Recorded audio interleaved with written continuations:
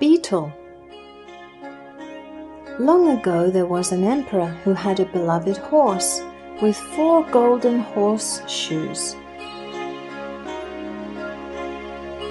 Why did they nail golden horseshoes on this horse?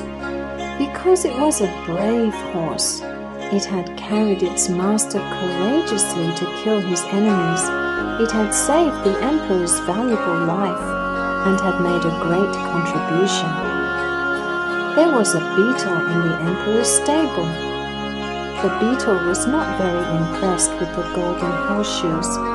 It stretched out its thin, small leg to the stableman and said, "Come on, please nail the golden horseshoe on me."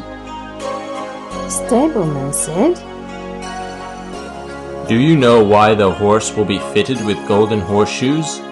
Actually, do you even understand the reason at all?" The beetle said, "What do you mean? You are despising me. I am leaving here now to let everyone know how great I am." The stableman said, "It is up to you, Mr. Beetle." So the beetle flew out from the stable. It flew for a while until it got into a little garden, where the rose and the grass smelled so sweet. A little ladybug near the garden said, "Look, the flowers here are really beautiful." The beetle said, "Oh, I have seen more beautiful ones than these here. But there is no dunghill here."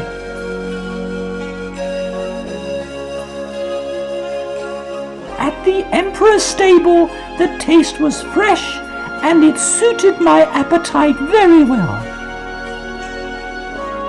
However, I could not bring it on my journey. Actually, is there a rubbish heap where I can stay?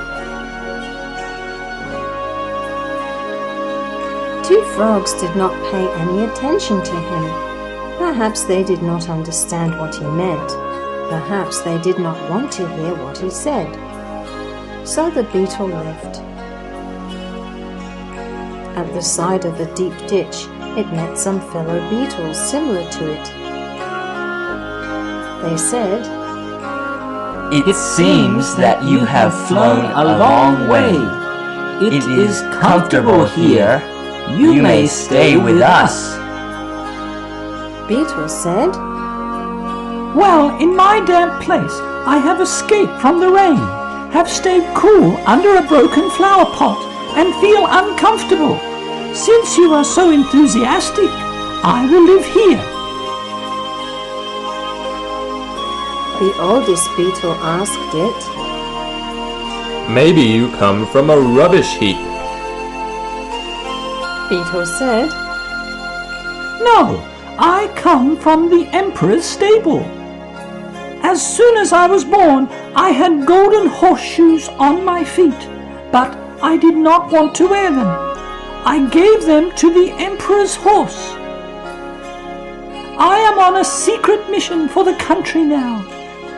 You may not ask me anything. I will not answer any of your questions." So it climbed on a pile of rich earth, where there were 3 female beetles. They were giggling at it because they had heard its words, and they knew that it came from the stable of the emperor. They wanted to marry it. The 3 female beetles' mother asked the beetle to choose one of them to be its wife. The beetle was very glad. They got married and everybody congratulated them.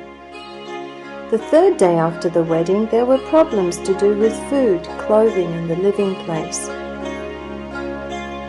Therefore the beetle felt that he'd had enough and secretly flew away. The mother of the girl said, "This scoundrel really deserves to die and has mistreated my daughter." The other beetle said, The emperor, who they have invited, is a wanderer.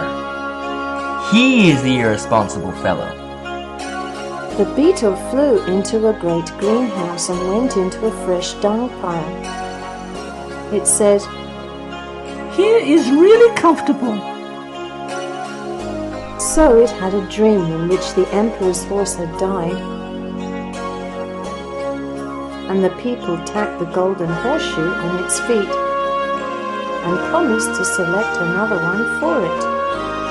It could not help smiling happily in the dream, and then it woke up.